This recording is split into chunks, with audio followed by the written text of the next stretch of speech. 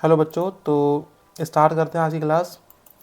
बहुत सारे बच्चों ने मुझे मैसेज किया और बोला कि सर सोशल की कुछ क्लास करवा दीजिए, क्योंकि इंग्लिश में हमने किया था, इंग्लिश के क्वेश्चन आए थे। मैथ में हमने किया, मैथ के क्वेश्चन आए हैं। ठीक है, जो भी हम क्लास करते हैं मैक्सिमम टाइम पे ना उनमें से वहाँ पे क्वेश्चन आ रहे होते हैं।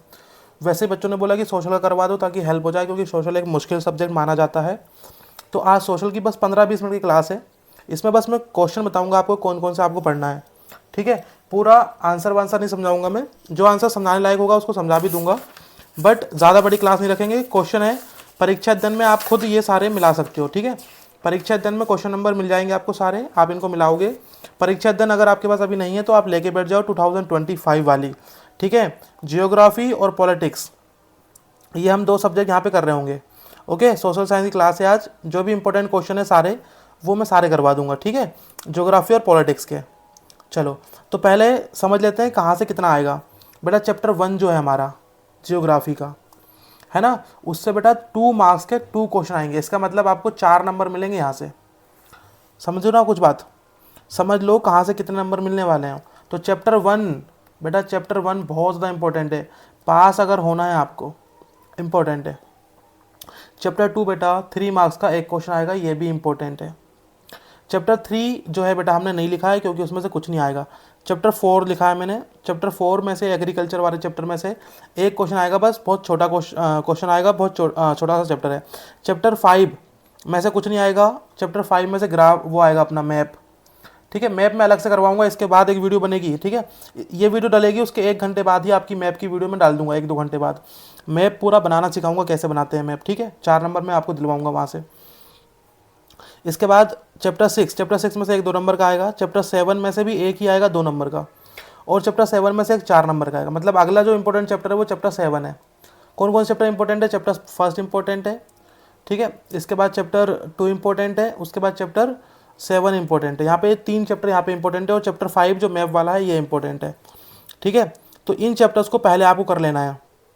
एक बार वो बता देता हूँ मैं कि आपको अगर कोई आंसर याद हो जाए तो उसको बार बार याद करो, नए आंसर याद मत करो। अब टाइम नहीं बचा है कि नए आंसर याद किए जाएं। जो आंसर आपको पहले से याद है आप उन्हीं को याद करो, नए आंसर याद मत करो। और अगर कोई नया आंसर छोटा है जो आपको याद हो सकता है तो ही उसको याद करना है। बेटा आपको पढ़ने का तरीका नहीं पता, ये रिवीजन का टाइम है बेटा, नए क्वेश्चन याद करने का टाइम नहीं है। मत करो, मैथ का पेपर आपने ऐसे ही में बिगाड़ लिया होगा आधे लोगों ने तो। ठीक है, रिवीजन का टाइम है, नए क्वेश्चन याद करने का नहीं है। तो जियोग्राफी, चलो स्टार्ट करते हैं। कौन कौन से क्वेश्चन यहाँ से आ सकते हैं? पहला चैप्टर परीक्षा अध्ययन निकाल के बैठो। ठीक है, 2 मार्क्स के 2 क्वेश्चन आएंगे, 2-2 नंबर के। तो पहला क्वेश्चन है right the characteristics of alluvial soil. Alluvial soil के कैरेक्टरिस्टिक बताओ। परीक्षा अध्ययन में चैप्टर 1 का क्वेश्चन नंबर 2 है ये। ठीक है, तो एलुवियल सोइल के 2 कैरेक्टरिस्टिक, एक तो फर्टाइल होती है, ठीक है ना, दूसरा क्या होती है यहाँ पे, इसमें पोटास और पोटेशियम और लाइम पाया जाता है।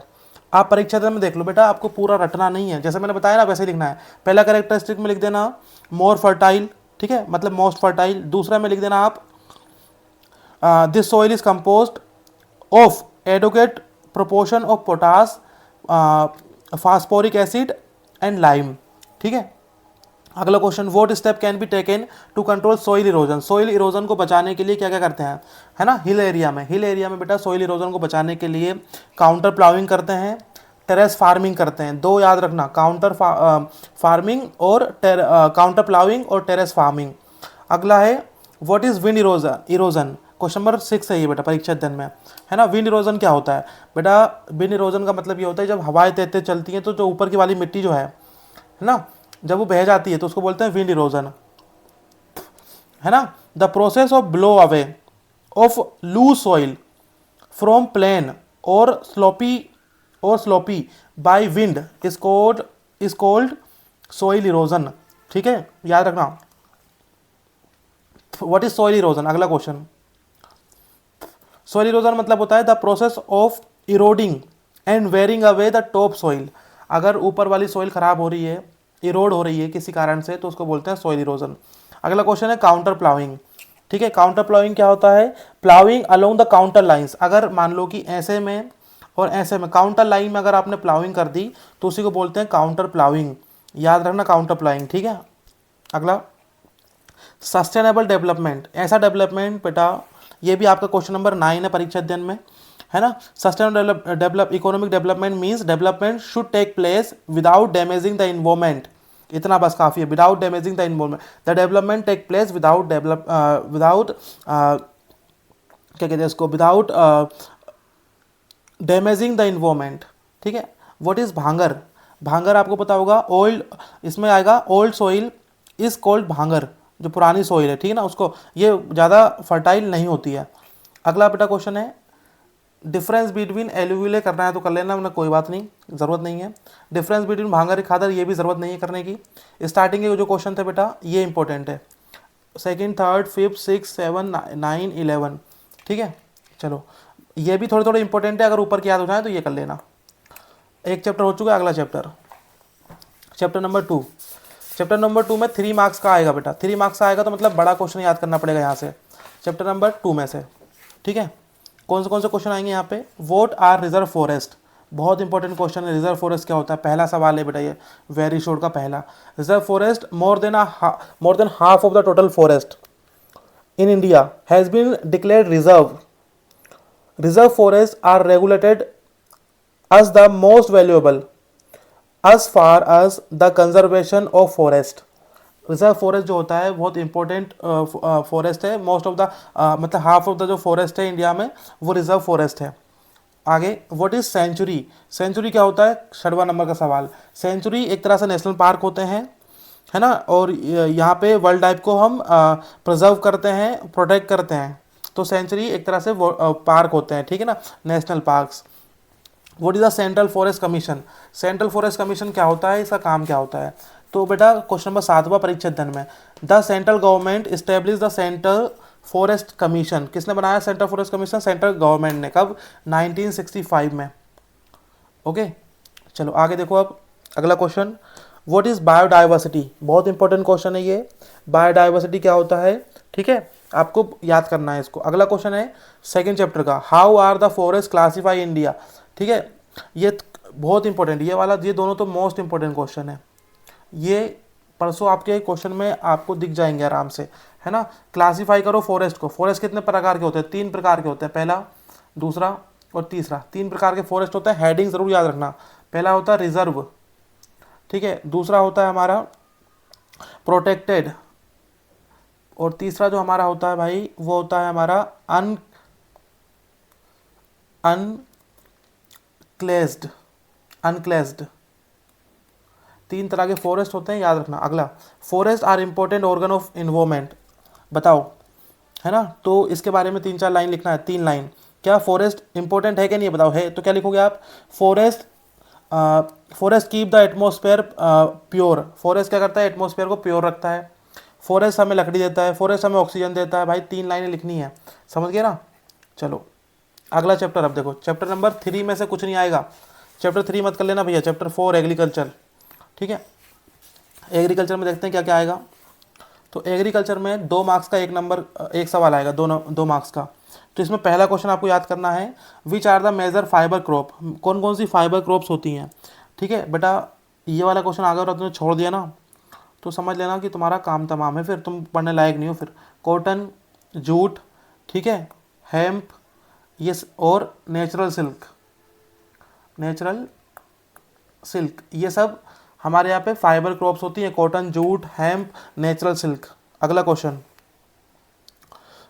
हमारे पास है, sugar cane is cash crop, ठीक है, इंपॉर्टेंट सवाल है, क्यों शुगर केन क्यों केस क्रॉप है, ठीक है। अगला, why is jute called the golden fibre, क्योंकि जूट जो है वो चमकता है सोने की तरह, इसलिए उसको गोल्डन फाइबर बोलते हैं।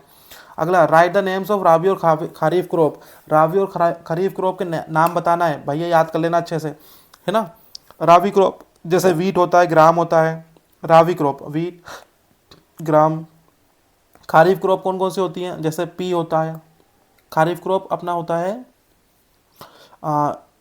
मूंग, सॉरी पी नहीं, मूंग, ज्वार, बाजरा, ठीक है, राइस और मेज़, ये सब खरीफ क्रॉप होती है, याद कर लेना आप लोग।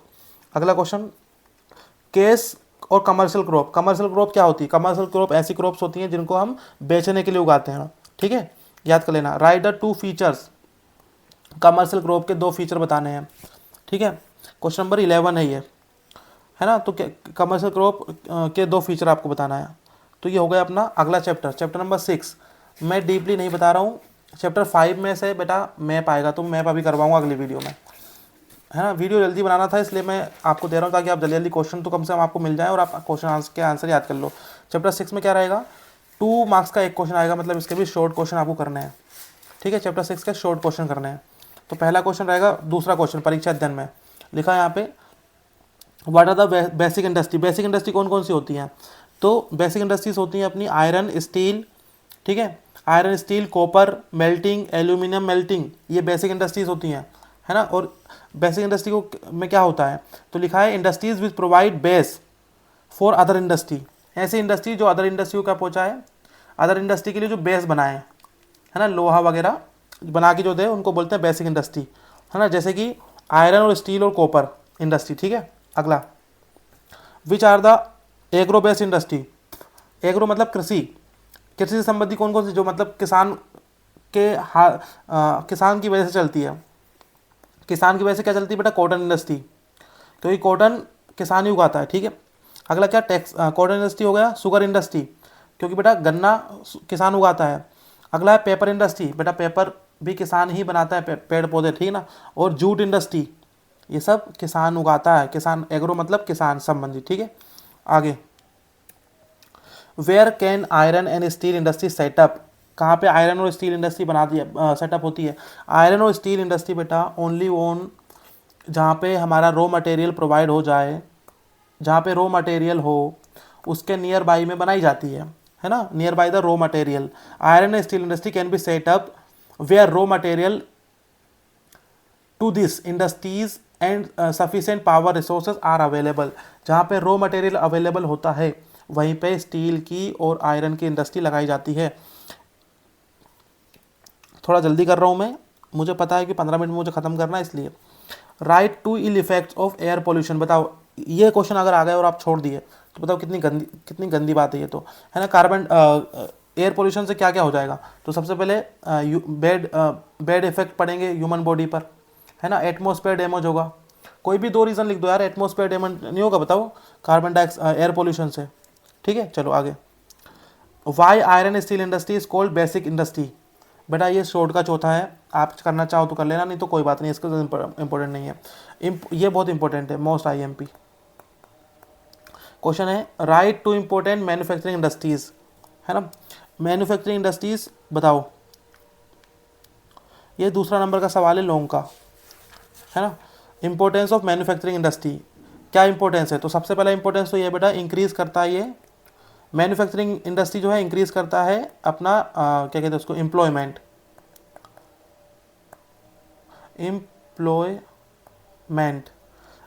को इंक्रीज करता है। और ये इंक्रीज करता है बेटा हमारा क्या कहते हैं इसको, पर कैपिटा इनकम भी इंक्रीज करता है। 2 पॉइंट लिखना है बस ओनली, है ना बेटा। मैन्युफैक्चरिंग इंडस्ट्री मतलब फैक्ट्री से क्या मिलेगा, एम्प्लॉयमेंट मिलेगा, नहीं मिलेगा, रोजगार मिलेगा, मिलेगा, क्यों नहीं मिलेगा भाई, ठीक है। कोई से भी 2 पॉइंट करना है, ये लॉन्ग का ज़रूर है लेकिन 2 पॉइंट कर लेना, मेरे हिसाब से आप कर लेना दूसरा पॉइंट और तीसरा पॉइंट, छोटे छोटे पॉइंट हैं, 2 पॉइंट्स। अगला चैप्टर 7, ठीक है। चैप्टर 7 में क्या करना है आपको, चैप्टर 7 में आपको बेटा, चैप्टर 7 बहुत इंपॉर्टेंट है। 2 नंबर का सवाल आएगा और 4 नंबर का आएगा, 2 नंबर का 1 और 4 नंबर का 1। तो 2 नंबर वाले देखते हैं पहले। What is the significance of border road. Border road के क्या सिग्निफिकेंस है, सवाल नंबर दूसरा। बॉर्डर रोड के सिग्निफिकेंस क्या हैं। Border road develop by border road organisation, है ना। और आगे लिखा है यहाँ पे कि this roads have improve accessibility in the area of difficult terrain and have help the economic development for this area.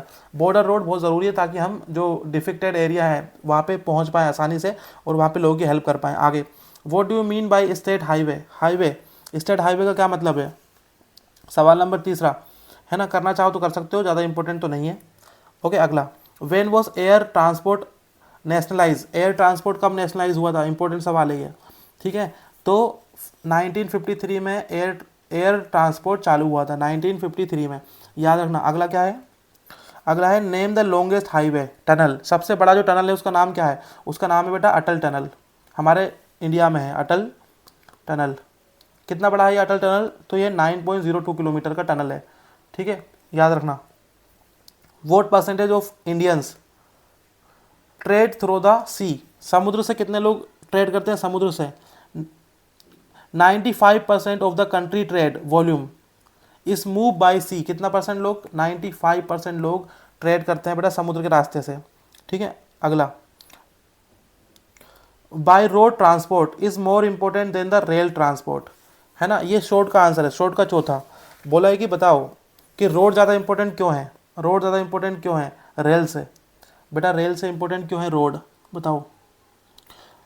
तो यहाँ पे बेटा बेसिक रीज़न क्या है, यहाँ पे road transport like the rural area to big city and industry center, railway can not travel mountain minerals producing area and undulating topography. तो rail भैया पहाड़ पे नहीं जा सकती वहाँ पे, है ना, जगह जगह पे नहीं जा सकती, इसलिए वहाँ पे रोड ज़्यादा ज़रूरी है, इसलिए आपको ये वाला आंसर याद करना है। इतना ही अपने को करने थे, ठीक है बेटा।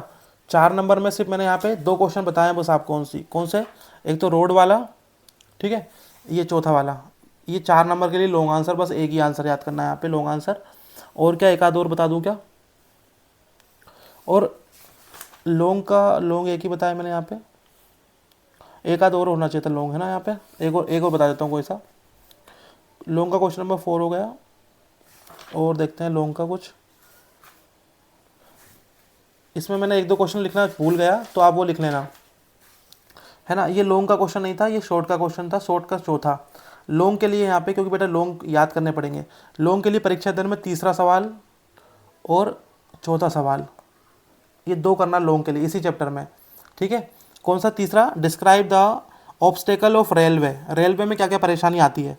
तो बेटा बहुत बड़ा है, आप डर जाओगे देख के इसको, है ना, लेकिन आप इसके पॉइंट जरूर याद कर लेना, 4 पॉइंट। पहला कर लेना, ट्रैवलिंग विदाउट टिकट, लोग बिना टिकट के जाते हैं, मतलब रेल की क्या क्या वो है समस्या रेल में, तो बिना टिकट के जाते हैं। दूसरा पॉइंट क्या लिख लेना, ट्रेन के एक्सीडेंट होते हैं। तीसरा पॉइंट लिख लेना कि एक्सपेंशन ऑफ रेलवे, रेलवे का एक्सपेंशन करना है। चौथा पॉइंट लिख लेना ओवर क्राउडेड ट्रेन, ठीक है, 4 पॉइंट लिख लेना ट्रेन में। अगला क्वेश्चन है 4th वाला, क्वेश्चन क्या है यहाँ पे, right the importance of Airways, Airways की इंपॉर्टेंट बताओ। ऑब्स्टेकल ऑफ ट्रेन 3rd वाला, और इंपॉर्टेंस ऑफ रेलवेज वो एयरवेज चौथा वाला लॉन्ग का, ये जरूर याद कर लेना, इंपॉर्टेंट है।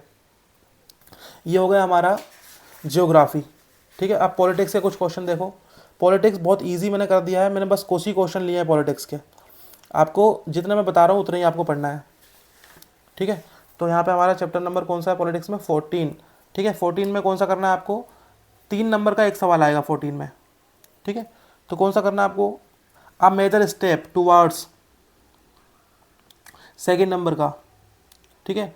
2nd नंबर का किसका, शॉर्ट का, शॉर्ट का 2nd, a major step towards decentralisation, ठीक है। कौन कौन से स्टेप उठाए गए थे डिसेंट्रलाइजेशन के लिए।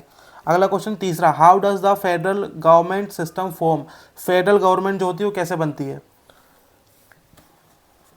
ठीक है बेटा। 3 नंबर का सवाल आएगा तो करना पड़ेगा याद। अगला, what is federal government system, 7वां नंबर का फेडरल गवर्नमेंट सिस्टम, ठीक है। अगला, write the demerit of unitary, ये 6वां सवाल, ये आपको आंसर याद करने पड़ेंगे। Write 3 benefit of decentralization of power, ठीक है, डिसेंट्रलाइजेशन ऑफ पावर कौन सा है ये, फर्स्ट है ये लॉन्ग का, तो 3 बताना है तो आपको बेनिफिट बस ओनली। तो इतने क्वेश्चन आपको पॉलिटिक्स के चैप्टर नंबर 14 फेडरलिज्म से करना है, 5 क्वेश्चन बस ओनली, 5 क्वेश्चन कर लिए तो आपके 3 नंबर आ जाएंगे आराम से। अगला चैप्टर 16, ठीक है, 14 के बाद 16 आ गया, देखो 15 नहीं बताया मैंने, क्यों नहीं बताया, क्योंकि 15 से कुछ भी नहीं पढ़ना आपको, ठीक है। 16 से क्या पढ़ोगे फिर, 16 से 4 नंबर का एक सवाल आएगा, मतलब लॉन्ग आंसर पढ़ना है। पहला है what is political party, political party क्या होती है, तो लिखा है political party can be understood by the organisation group of people who work together for a purpose. बोला कि पॉलिटिकल पार्टी एक ऐसी पार्टी होती है जहाँ पे बहुत सारे लोग एक ही पर्पस के लिए काम करते हैं। अगला, write the characteristics of political party, political party की क्या विशेषताएं होती हैं। 4 विशेषता याद करनी बहुत इंपॉर्टेंट है बेटा, ये सवाल ये 4 नंबर का आएगा, आप कर लेना इसको। अगला, mention the role of political party in India, political party के क्या रोल है, ये भी बहुत इंपॉर्टेंट है, 4 नंबर का सवाल है ये भी, ठीक है। जिनमें मैं बहुत इंपॉर्टेंट बोल रहा हूँ वो तो करना ही है आपको, ये वाला बहुत कम इंपॉर्टेंट है, बहुत ज़्यादा नहीं है, तो इसको छोड़ दो। आगे देखो, वोट इस पार्टी सिस्टम, इससे इस इम्पोर्टेंस, पार्टी सिस्टम क्या होता है, इसकी इम्पोर्टेंस बताओ, पार्टी सिस्टम क्या होता है। तो ये अपना है थर्ड वाला, लोंग का थर्ड वाला ऐसा ऐसे ही, व्हाट इज़ पार्टी सिस्टम, ये भी इतना इंपॉर्टेंट नहीं है। ठीक है, स्टार्टिंग के 3 जो है वो बहुत इंपॉर्टेंट है। ओके, अगला चैप्टर, अगला चैप्टर हमारा 17। ठीक है, 17 से 2 नंबर का एक सवाल आ सकता है, ज़रूरी नहीं है इससे आए, बाकी सभी से जो मैंने बताया वही होगा। इसमें कभी कभी ये भी देखा जाता है कि 2 MCQ पूछ लेता है वो, या तो कभी कभी ऐसा भी होता है 2 नंबर का एक सवाल पूछ लेता है वो। तो MCQ आ सकते हैं 2, या तो एक सवाल आ सकता है, इसमें कुछ पता नहीं है। ठीक है, लेकिन फिर भी जो सवाल आ सकते हैं वो देख लो कौन कौन से हैं। What is mean by majority rule in democracy, पहला सवाल। दूसरा सवाल, पांचवा सवाल, what do you mean by dictatorship, पांचवा। छठवा, write the reason that democratic government take time to decision. अगला, in which factor does the economic development depend. ठीक है, what is the role of the citizen in the democracy, और by democracy is consider bettered. बस इतने question यहाँ पे थे। ठीक है, 17 में अगर आपको करनी है तो आप थर्ड वाला कर लेना, सॉरी फिफ्थ वाला, ये वाला जो मैं टिक लगा रहा हूँ, what do you mean by dictatorship, और लास्ट के 2, पहला और चौथा। बस ठीक है ना, इसके बाद हमारा हो चुका है क्लास ख़त्म। ठीक है, अपने दोस्तों को शेयर कर दो। ठीक है, चैनल को सब्सक्राइब कर लो। बाकी मैं अभी मैप का वीडियो बनाऊंगा। ठीक है, तो मैथ का भी जो मैप है वो कैसे भरना है 4 नंबर का, मैं आपको अभी तुरंत बताने वाला हूँ इस वीडियो के तुरंत बाद।